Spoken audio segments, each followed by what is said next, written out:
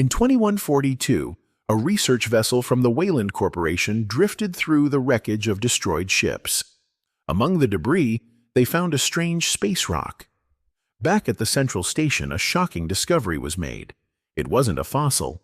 It wasn't just a rock. It was an alien. The creature lay folded and stiff, barely alive after enduring the brutal void of space. The story centers on a young woman named Rain, awakened by the announcements of the mining crew.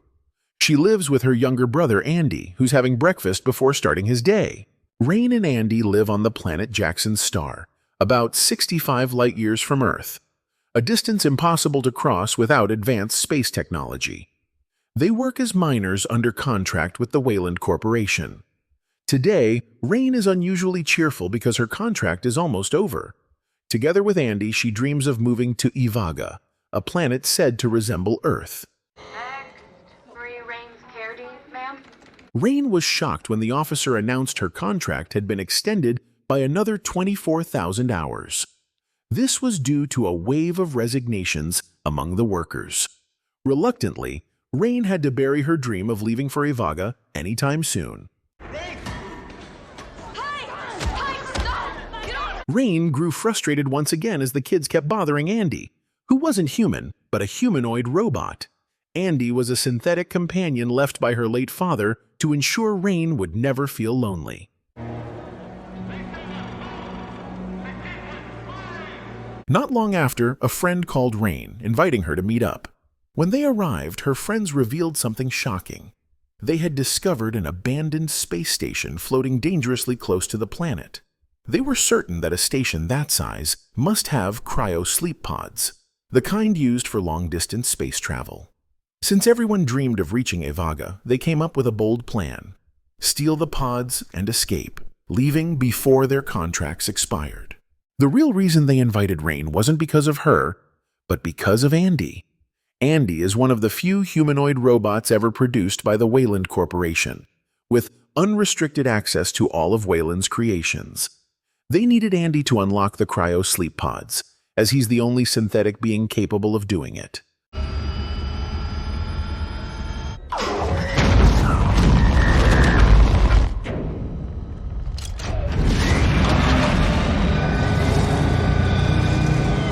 Using a mining transport ship, Rain and her friends set off for the space station.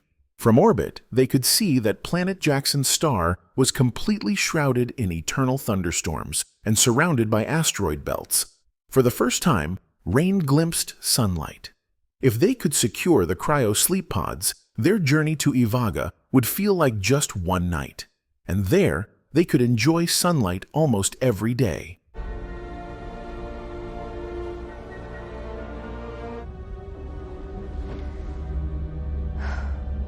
As they approached the space station, Rain and her friends realized it was slowly drifting toward an asteroid belt filled with massive space rocks. According to the computer's calculations, the station would collide in less than 36 hours. That was all the time they had to secure the cryo sleep pods before it was too late. Once the ship docked at the station's entrance, it was Andy's turn to take action. As planned, Andy easily unlocked the entry door.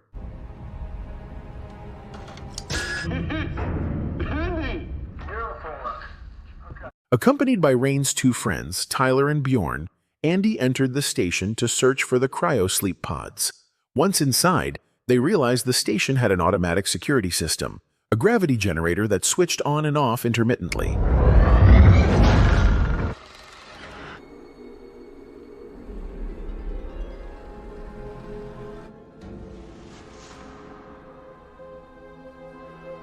After searching for a while, they finally found the cryo sleep pods. The problem, however, was that the pods only had enough power to last 3 years, while the journey to Ivaga would take 9. Bjorn grew frustrated and started yelling, but Tyler quickly found a solution: a room at the end of the corridor containing pod fuel. Before heading to the fuel room, Tyler sent the cryo sleep pods out of the station to be retrieved by their ship, piloted by a woman named Navarro. At the same time, Tyler's younger sister, Kay, suddenly began vomiting. After Rain looked into it, she discovered that Kay was in the early stages of pregnancy from her relationship with an irresponsible man. Kay had kept this a secret, afraid of being scolded by her older brother, Tyler. Meanwhile, Andy and his team reached the end of the corridor where the pod fuel was stored.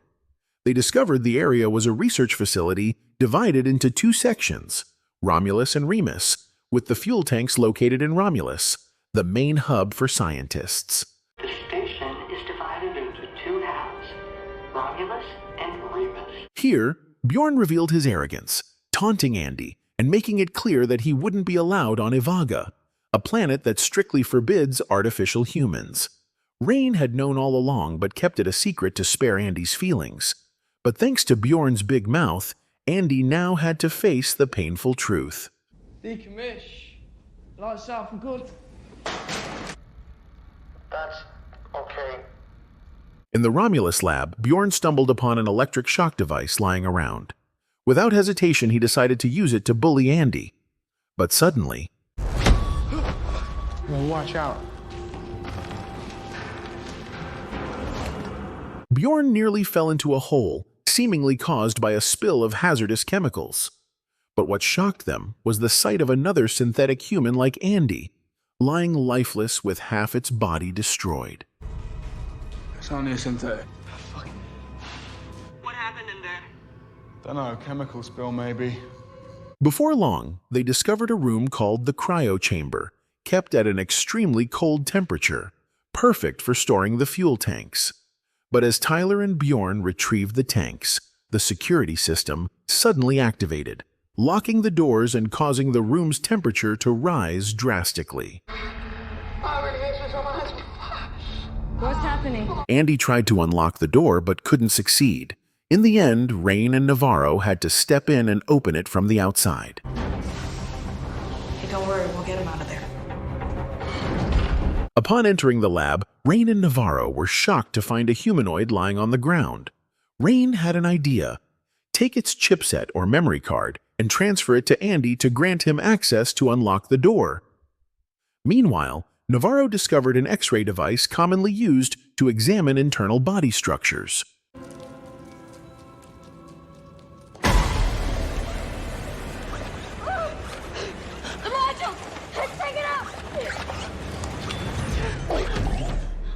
Let me see. Yes, okay. While Tyler and Bjorn focused on securing the fuel tanks, Andy ventured to the back and discovered dozens of frozen creatures. But with the room's temperature rising, it seemed they might wake up soon. Shortly after, Rain arrived with the chipset she had retrieved. Tyler quickly installed it into Andy's body and...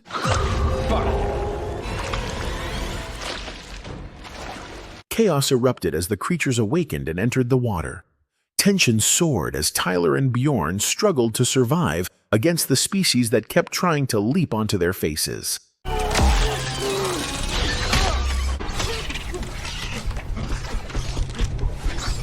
After completing his reboot, Andy successfully unlocked the door. They quickly locked it and fled the scene, but...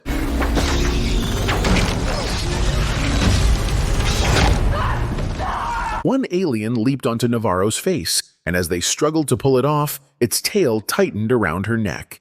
In the midst of the chaos, Andy suddenly displayed remarkable intelligence, explaining that the creature was absorbing oxygen through Navarro's body, knowledge he had gained from the newly installed module. This upgrade not only enhanced his AI, but also improved his robotic motor functions. Andy, do you know how to help her? The only way to save Navarro was to reactivate the half-destroyed synthetic human. But once it woke up, it gave only one answer. There's nothing you can do. Run. Get out of here. Now. Tell us what we can do to help her. Get out. However you got in. No. The synthetic human revealed that the creature was a parasitic species called parasitoid, implanting its seed inside Navarro. The offspring would grow rapidly and give birth to something terrifying. And guess what species it is?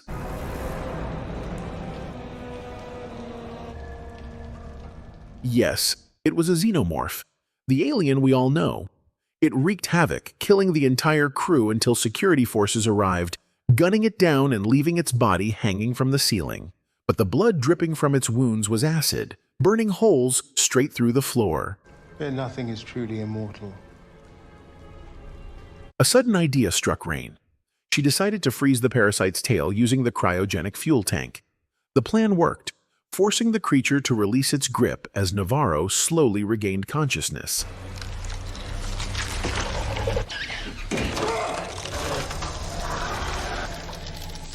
Instead of believing it was over, the synthetic human privately warned Andy. Navarro must never leave the station. If she did, not just their friends, but the entire human population of Jackson's star would be wiped out by the creature growing inside her. Andy quickly blocked Bjorn from taking Navarro outside, but the hot-tempered Bjorn reacted instantly, shocking him with electricity. You fucking bitch! Let's go. Bjorn rushed Navarro back to the ship, leaving Rain, Tyler, and Andy behind. But Andy quickly got up and tried to stop them, but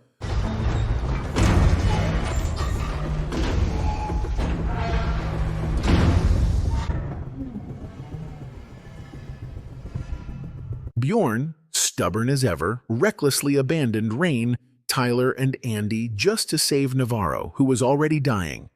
As Kay woke up, she rushed to Navarro, only to find her groaning in pain. Curious about what was moving inside her, Navarro used the X-ray lamp to check. And this is what happened.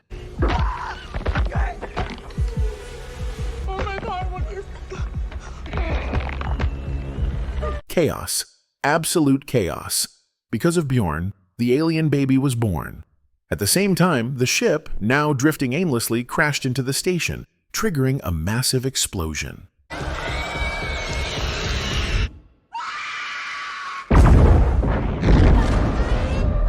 The explosion sent the station hurtling toward the asteroid belt.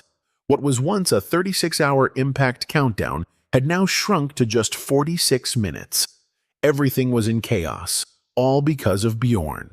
On the monitor, they saw their ship had crashed in Romulus Hangar Bay, not far from their current position. Rain and her team rushed to reach it, but the only path ahead was crawling with parasitoids, making passage nearly impossible. With his newfound knowledge, Andy revealed that parasitoids were blind, detecting humans through sound and body heat. Their only way through was to move slowly, stay calm, and remain completely silent. The parasitoids have no eyes. Meanwhile, Kay and Bjorn, just regaining consciousness, were startled to see the alien cocooned and attached to the wall. Still gripping his electric shock device, Bjorn attempted to kill it, but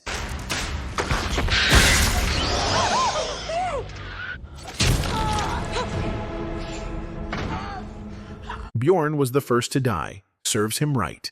Kay, unable to open the ship's door, desperately called her brother Tyler, unaware that he was in a critical situation requiring absolute focus. Hearing his sister in danger, Tyler's body temperature spiked, sweat forming on his face, and then Run.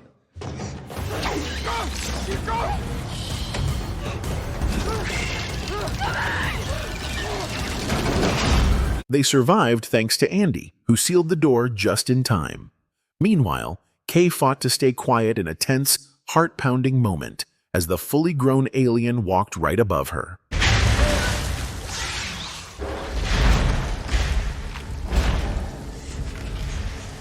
Shortly after the alien left, Andy and the team arrived, but with his new directive, Andy refused to open the door, unwilling to risk everyone's lives. Even as Tyler begged to save his sister, Andy stood firm, and so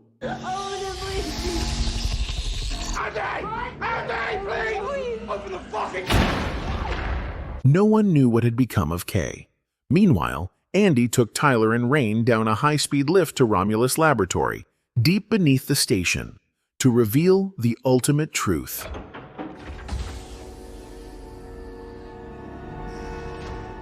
Through the monitor, Rain and Tyler finally grasped the harsh truth. human colonies were dying. How much longer could they survive with fragile bodies, endlessly jumping from planet to planet? This was why Weyland Corporation was founded. After discovering the Xenomorph, the company aimed to create a new breed of humans, immune to disease, resistant to extreme conditions, and nearly indestructible. Using Xenomorph samples, scientists developed a serum that could enhance human strength, resilience, and intelligence to an entirely new level. Romulus Beta Lab. All personnel require A1 security clearance. What is that? And this was the result, the serum in Andy's hands, containing a compound that accelerates evolution. Anyone injected with it would undergo rapid physical enhancement, though it had never been tested on humans before. We simply cannot wait for evolution anymore. Yeah, can we get out of here now? Andy now had a new mission: get Rain and Tyler out of the station alive. He handed them a firearm, not for use, since an alien's acidic blood could breach the station. Instead, it was meant as a deterrent, because even aliens know fear.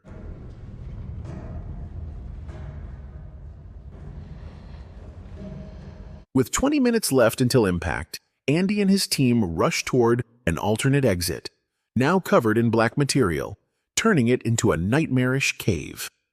Just as they were about to ascend via the lift, Tyler suddenly heard Kay's voice and sprinted toward it without hesitation. Okay.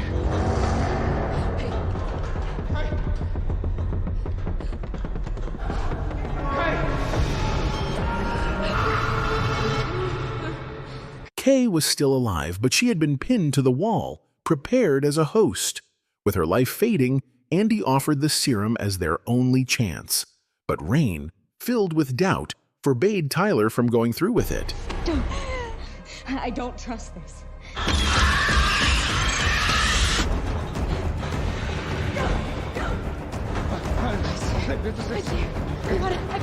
Reaching the lift, Tyler made the ultimate sacrifice to protect Rain and Kay from an attacking alien. He became the third to fall, joining the others who had perished. Moments later, Andy was attacked from behind, causing his system to malfunction.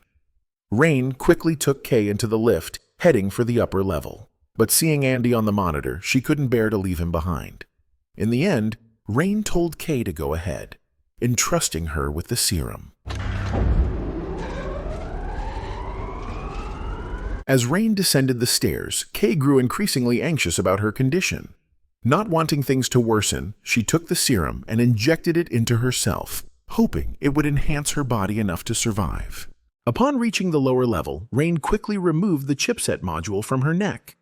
Meanwhile, as Andy regained consciousness, a new problem arose. The gravity system activated, causing everything to float. But this turned into an advantage for Rain. She could now shoot aliens freely without risking hull damage.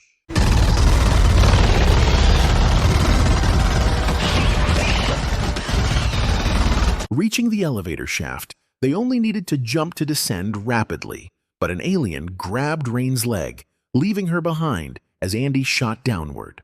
Freeing herself, Rain faced an even greater threat.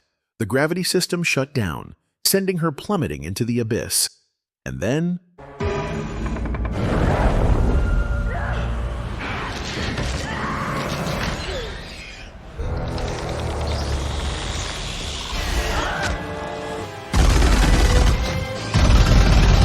Thanks to Andy, Rain survived, and they reached the ship just as the station was about to collide. As destruction unfolded, Rain had already escaped, ending this nightmare once and for all.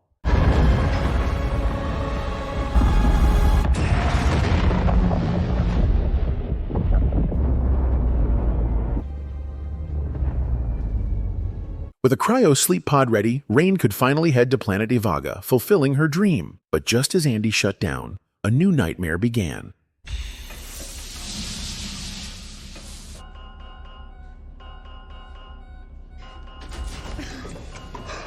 Kay went into labor.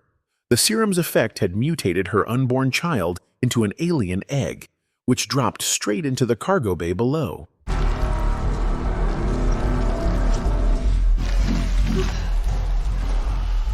When Rain checked below, The egg was already open, its contents missing. At the same time, Andy reactivated automatically and saw Kay writhing in pain. But as he turned around, suddenly,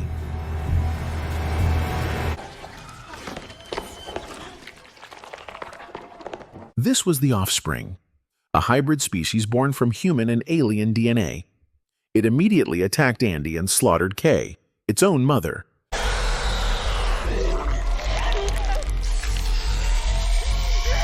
Moments later, Rain arrived with her cryogenic weapon. But instead of harming the offspring, she found herself trapped in terror as the creature slowly advanced toward her.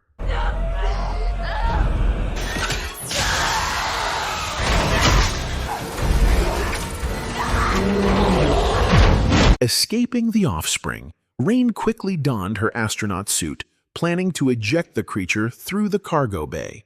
But as she descended and initiated the release sequence, the offspring was already there, slamming her away with brutal force. Spotting the acidic substance inside the egg, Rain had a new idea, and then...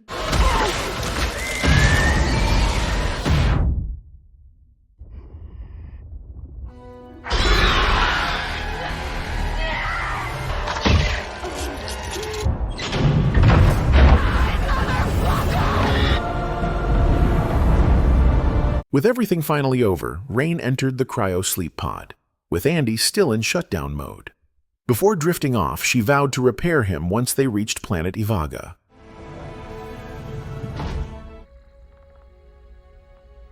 See you all in the next video. Peace out.